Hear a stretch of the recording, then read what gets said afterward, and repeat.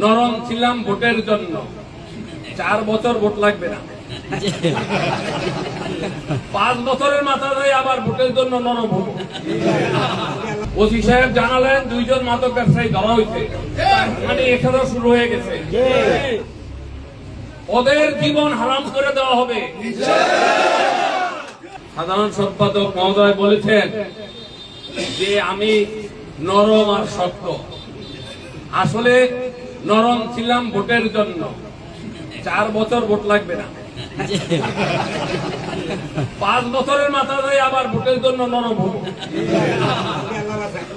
আমাদের এখানে ওসি সাহেব বসা আছেন, আপনার প্রতি অনুরোধ থাকবে, আপনি যাকে মনে করবেন সন্ত্রাসী, কারো কোনো কথা শুনবেন না।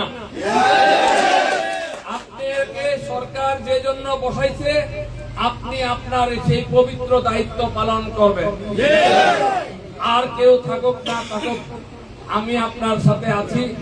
আমি আপনার সাথে থাকা মানে আমাদের আগামী দিনের যে প্রধানমন্ত্রী হবে, উনিও আপনার সাথে আছে।